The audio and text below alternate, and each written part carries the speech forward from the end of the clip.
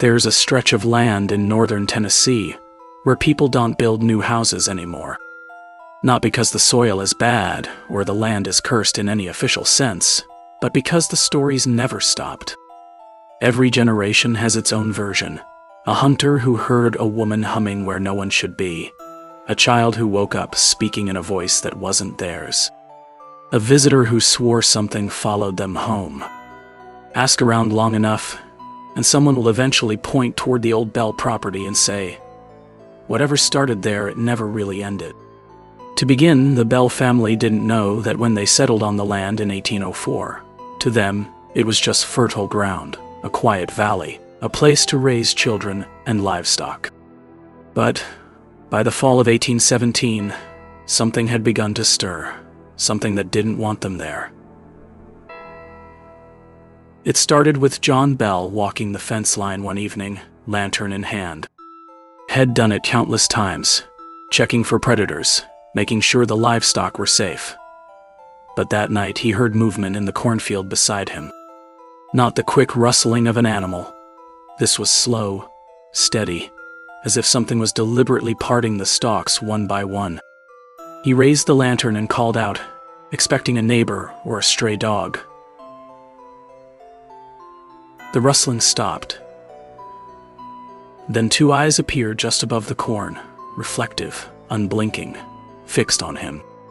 The creature stepped forward, revealing the body of a dog, but the head of a rabbit, its mouth hanging open with long, unnatural teeth.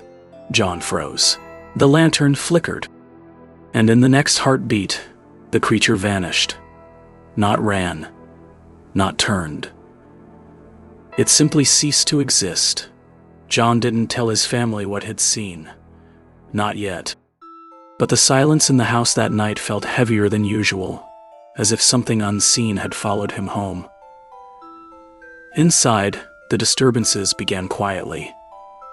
Scratching under the beds, tapping on the walls, whispers that seemed to drift from the corners of rooms.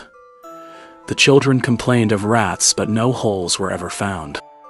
The noises grew bolder, more deliberate, until one night, 12-year-old Betsy Bell woke to the sensation of fingers brushing through her hair. At first, she thought it was a dream. Then the fingers tightened and yanked her head sideways. She screamed.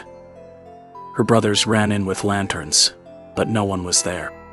Betsy sat trembling on the bed, her hair twisted into a knot so tight it had to be cut out. Red marks were forming on her cheek, as if someone had slapped her.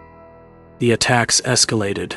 Betsy was dragged from her bed, thrown to the floor, scratched, pinched, and beaten by something no one could see. The family prayed, begged, pleaded, but the voice that answered them only grew stronger. Betsy had whispered her name from the dark, the voice of an old woman filled with hatred. Word spread quickly. Neighbors came to investigate, expecting exaggeration or hysteria. Instead, they heard the voice themselves, clear, sharp, mocking. It sang hymns. It recited sermons. It repeated conversations happening miles away. It called people by name and revealed secrets no one else knew. And it spoke often about John Bell. Old Jack Bell, it hissed. It'll kill him. Some visitors left the Bell home shaken but curious. Others left pale and trembling, refusing to speak of what they'd experienced.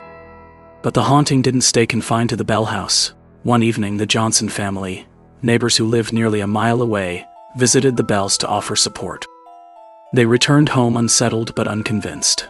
That night, Mrs. Johnson woke to the sound of footsteps crossing their bedroom floor. Slow, deliberate steps. She shook her husband awake, and the footsteps stopped, only for a whisper to slide across her ear. "You shouldn't have gone to the Bell house," she screamed. Her husband lit a lantern, but the room was empty. The next morning, deep claw marks were carved into their front door. The Johnsons never returned to the Bell property. More people came, drawn by curiosity or faith or fear. One of them was a minister named James Gunn, a man who believed every haunting had a rational explanation. He stayed the night in the Bell home, determined to expose the stories as superstition. Around 2 in the morning, he woke to the sound of breathing, slow, wet, heavy breathing coming from the corner of the room. He sat up, and there it was, a tall, thin shape, darker than the darkness around it, its head tilted at an unnatural angle. He whispered, "Who's there?" The shape didn't move. Then it spoke in a voice that sounded like a woman choking on her own breath. "You don't belong here." The minister fled before sunrise, refusing to speak of what he'd seen. Visitors soon realized the witch wasn't just a voice. It was something that could reach inside their minds. One man silently prayed for protection, and the witch laughed. "Your God can't help you." Another man tried to trick the spirit by thinking of a false number while asking it to guess. The witch answered the number he was actually thinking. People left the Bell home trembling, unable to explain what they'd experienced. Some became obsessed, returning again and again, desperate to understand what the Bell Witch really was. Others refused to speak of it ever again. And through it all, the voice kept whispering John Bell's name, as if it were waiting, as if it were getting closer, as if it had already decided how the story would end. The Bell family tried to keep their lives as normal as possible, but the haunting didn't allow normal anymore. Every night brought something new, a whisper, a slap, a shadow that moved against the lantern light. And every day, the voice grew bolder, as if feeding on the fear it created. John Bell began to notice changes in himself. At first, it was small things, a strange numbness in his mouth, a tingling in his jaw, a heaviness in his tongue that made speaking difficult. He blamed age, stress, anything but the possibility that the witch's threats were becoming real. But the voice never stopped reminding him, "I'll kill you, Jack Bell." Sometimes it said it softly, almost playfully. Other times it screamed it so loudly the windows rattled. And every time John felt a coldness settle deeper into his bones. The witch didn't limit her torment to the Bells. Anyone who visited the house risked becoming part of the nightmare. One evening, a group of men from the community gathered in the Bell living room, determined to confront the spirit. They prayed, read scripture, demanded it reveal itself. The room fell silent. Then the voice spoke from the ceiling. "You think you can command me?" The men froze. The voice shifted, now coming from the far corner of the room. "You think your words matter?" Then from behind them. "You think your God is listening?" The lantern flames flickered violently. One man dropped to his knees, trembling. Another ran from the house, refusing to return even to retrieve his coat. The witch laughed, a sound that echoed through the walls like something scraping metal. The Bell children learned to sleep lightly, if they slept at all.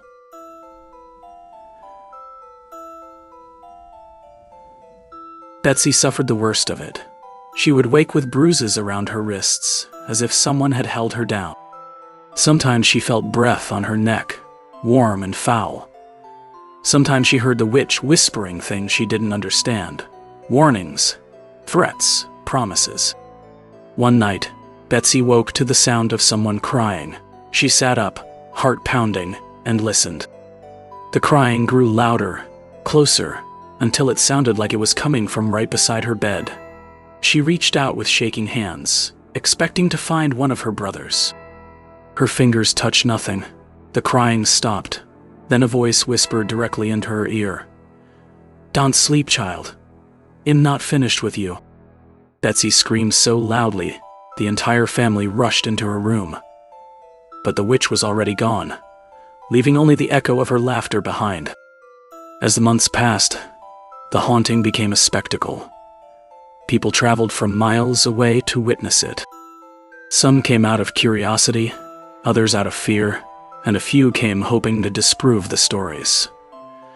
But the witch seemed to enjoy the attention.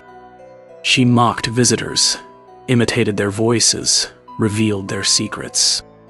She once repeated a conversation between two men that had taken place hours earlier in a field far from the Bell home. Another time she sang a hymn in perfect harmony with a woman who had only been humming it in her mind. The witch didn't just torment, she performed. But her cruelty toward John Bell grew sharper. His health deteriorated rapidly. His tongue felt thick. His vision blurred. His hands trembled. Some days he couldn't speak at all. The witch taunted him constantly, calling him Old Jack, laughing at his weakness, promising his death. The family tried to protect him, but the witch seemed to be everywhere. She followed him into the fields, whispering in his ear. She woke him at night with screams. She mocked him during meals, repeating every word he struggled to say. One afternoon, John collapsed while tending to the animals. His son found him lying in the dirt, eyes unfocused, mouth twisted, as if he were trying to speak but couldn't. They carried him inside, but the witch spoke before anyone else could. He won't be getting up again. The family prayed harder. Ministers visited. Neighbors brought food, comfort, anything they could offer. But the witch only grew louder, more vicious, as if savoring the suffering she caused.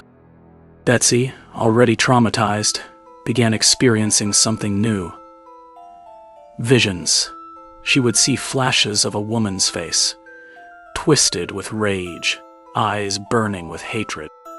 Sometimes she saw a figure standing at the foot of her bed, watching her sleep. Sometimes she saw John Bell lying still, unmoving, as the witch whispered triumphantly over him. The witch's voice became a constant presence in the house.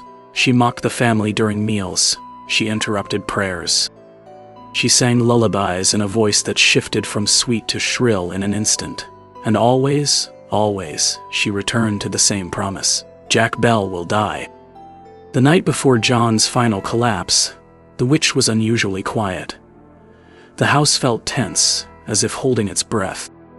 The children lay awake, listening for the familiar whispers. But none came. Even the animals outside seemed restless, pacing, whining, refusing to settle. At dawn, the family found John unresponsive. His breathing was shallow, his skin pale. They searched for his medicine, but the bottle was missing. In its place was a strange vial filled with a dark, foul-smelling liquid. No one recognized it. The witch broke the silence. I gave him a dose last night. The family froze. Hell never wake again. John Bell died shortly after, and the witch celebrated. She sang, she laughed. She claimed responsibility openly, proudly, as if it were a victory she had waited years to achieve. And then, just as suddenly as she had appeared, she quieted. Not gone. Not finished. Just waiting, because the Bell Witch never promised to stop. She only promised to kill John Bell, and she kept her word. Long before the stories spread across Tennessee, before the newspapers and the folklore books and the ghost tours, the Bell Witch haunting existed as a collection of testimonies. Handwritten accounts, journal entries, letters, and oral histories, passed down through families who swore they had seen something impossible. What makes the Bell Witch different from most hauntings is not just the violence of the attacks, but the sheer number of people who claimed to witness them. Ministers, neighbors, travelers, even politicians. The haunting didn't belong to one family. It became a community event, something that shaped the identity of the region for generations. The earliest written record comes from Richard Williams Bell, one of John Bell's sons, who documented the events decades later in a manuscript titled Our Family Trouble. His account is the backbone of what historians know today. Though written years after the fact, it aligns with dozens of other testimonies from the same period. According to Richard, the disturbances began in 1817 and continued for nearly 4 years, escalating from simple noises to full-blown physical attacks. The Bell family had moved to Red River, Tennessee, now known as Adams, in 1804. They were respected members of the community, active in the local church, known for their generosity and hard work. Nothing about their lives suggested they would become the center of one of America's most famous hauntings. but the region itself had a long history of superstition. The frontier was a place where folklore traveled quickly, where stories of spirits, omens, and curses were woven into everyday life. Settlers brought their beliefs from Europe, mixing them with indigenous legends already rooted in the land. When the Bell Witch phenomenon began, people didn't dismiss it as easily as they might today. The supernatural was part of the cultural landscape. But even by those standards, what happened to the Bells was extreme. The first documented sign was the creature John Bell encountered in the cornfield, a bizarre, unnatural animal that appeared and vanished without explanation. Frontier communities were familiar with strange wildlife, but this was something different. John kept the sighting to himself, but soon after, the family began hearing knocking on the walls, scratching under the floors, and faint whispers that seemed to come from nowhere. Historians note that the Bell home was well built and structurally sound. There were no signs of infestation, no loose boards, no drafts that could explain the noises. And the sounds grew louder, more deliberate, as if responding to the family's fear. The attacks on Betsy Bell are among the most widely reported aspects of the haunting. Multiple witnesses claimed to see her hair pulled, her face slapped, her body thrown by an invisible force. These weren't private events. They happened in front of neighbors, ministers, and visitors who had no reason to lie. Some tried to intervene, only to be pushed back by something they couldn't see. One of the most compelling historical details is how the witch's voice developed over time. At first, it was faint, barely audible, but soon it spoke clearly, intelligently, and with a personality that was impossible to ignore. It sang hymns, quoted scripture, and carried on conversations with visitors. It even mimicked voices perfectly. Several witnesses claimed the witch repeated sermons being delivered miles away at the exact same time, as if it were present in both places. This ability to speak, to reason, to interact, is what sets the Bell Witch apart from typical ghost stories. It wasn't a mindless entity. It was something that understood people, their fears, their secrets, and it used that knowledge with precision. The witch's hatred for John Bell is one of the most puzzling aspects of the case. She targeted him relentlessly, calling him Old Jack, mocking him, predicting his death. Some historians believe the witch's animosity may have been rooted in a real-world conflict. One theory suggests that John Bell had a land dispute with a neighbor named Kate Batts, a woman known for her eccentric behavior and sharp tongue. Over time, the legend merged Kate's name with the spirit's identity, leading many to believe the witch was Kate Batts. But historical records show that Kate was alive during the haunting and denied any involvement. The connection appears to be folklore rather than fact. Still, the name stuck. People began referring to the entity as Kate, and the witch seemed to accept it, responding to the name when addressed. Whether this was coincidence, manipulation, or something else entirely remains a mystery.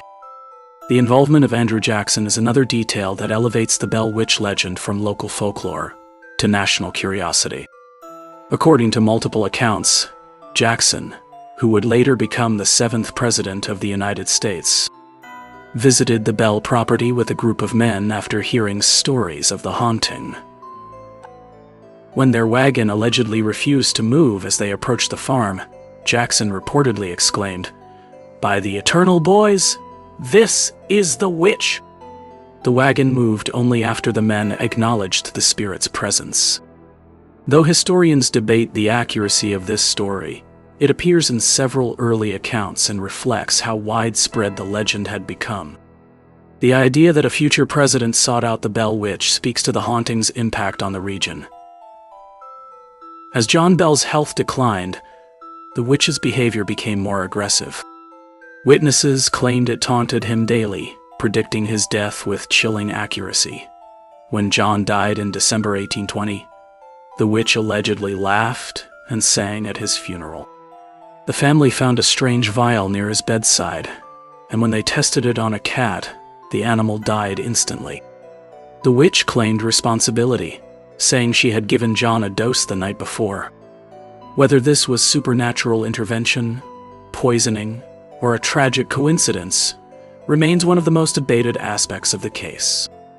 But the timing, the vial, and the witch's taunts created a narrative that has endured for over 2 centuries. After John's death, the witch's activity diminished. She announced she would leave, but return in 7 years. According to Richard Bell's manuscript, she did return briefly in 1828, speaking with him privately before disappearing again. She promised to return once more in 107 years in 1935, but no significant events were recorded, yet locals insist the witch never truly left. Strange noises, whispers, and sightings continue to be reported near the old Bell property. The cave on the land, now known as the Bell Witch Cave, has become a focal point for modern encounters. Visitors claim to hear voices, feel cold hands touch them, or see shadows move against the stone walls. A legend persists because the testimonies persist. Too many people, across too many generations, have claimed to experience something they can't explain. And the question that lingers is the same one that haunted the Bells. What was it? And why did it choose them? For all the testimonies, all the written accounts, all the stories passed down through generations, the Bell Witch remains one of the most debated hauntings in American history. Historians, folklorists, psychologists, and paranormal researchers have all tried to explain what happened in Adams, Tennessee, but no single theory fits every detail. The legend sits in a strange space between documented history and something older, deeper, harder to categorize. One of the most common explanations is that the haunting was a form of mass hysteria, a psychological phenomenon where fear spreads through a community until people begin experiencing symptoms collectively. The early 1800s were a time of intense religious fervor in the American South. The Second Great Awakening had swept through the region, filling churches with fiery sermons about sin, salvation, and spiritual warfare. In that environment, the idea of a malevolent spirit attacking a family didn't seem impossible. It fit the worldview of the time. But mass hysteria doesn't explain everything. It doesn't explain the physical marks left on Betsy Bell's body. It doesn't explain the voices heard by dozens of witnesses. It doesn't explain the witch's ability to mimic people perfectly or repeat conversations happening miles away. And it certainly doesn't explain the vial found beside John Bell's bed, or the witch's chilling claim that she had poisoned him.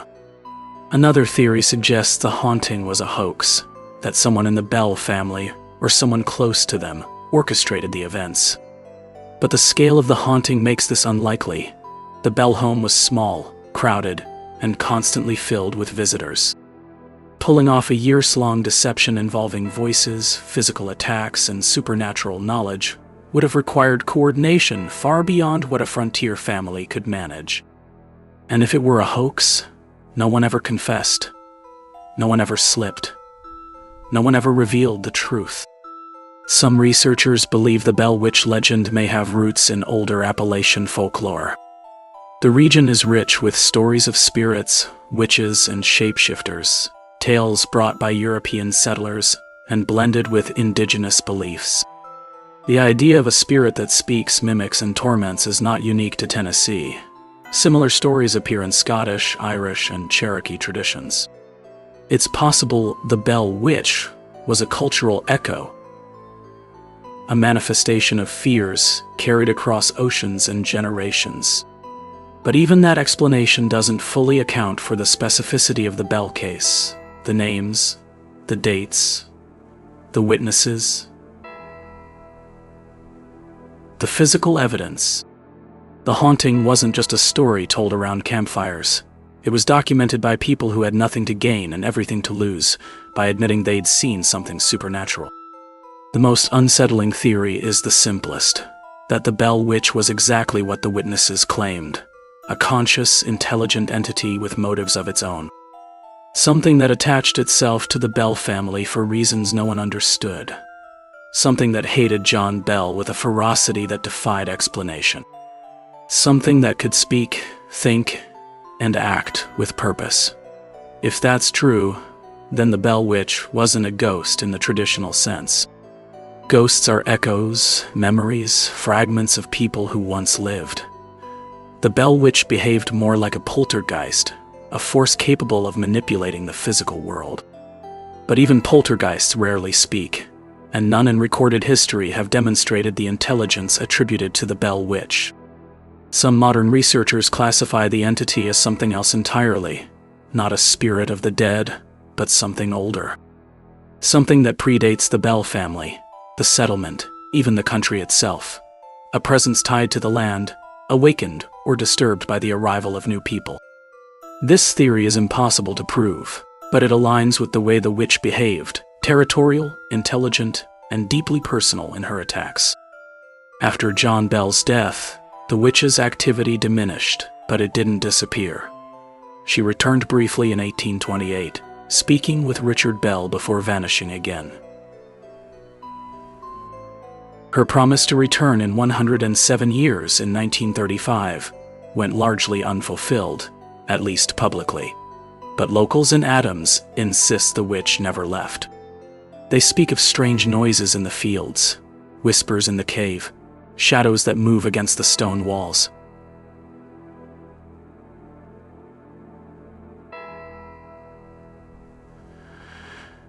Some claim to hear a woman humming in the dark.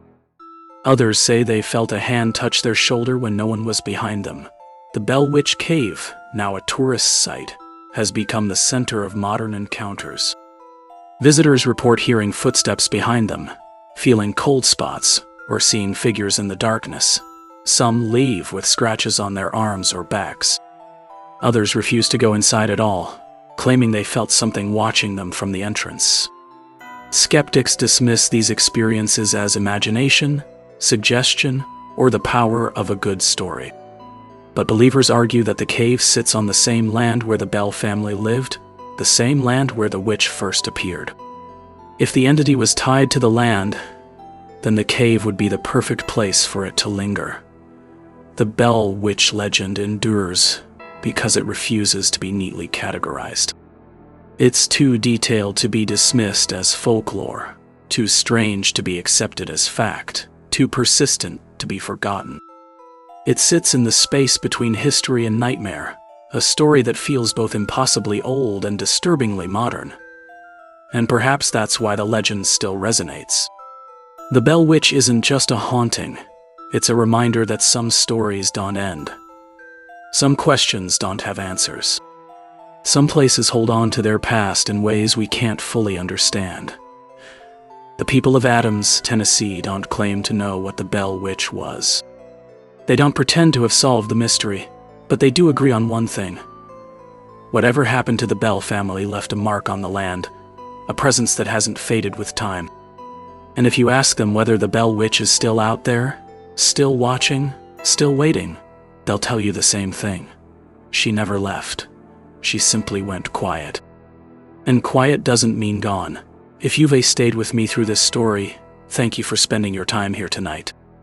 If you enjoy deep dives into legends, hauntings, and the darker corners of history, make sure you subscribe to the channel. It helps more than you know. Hit the like button, turn on notifications, and share this video with someone who loves a good mystery. And tell me in the comments what you think really happened on the Bell farm. Was it a spirit, a curse, or something older than any of us understand? Your theories help shape what we explore next, and I read every single one.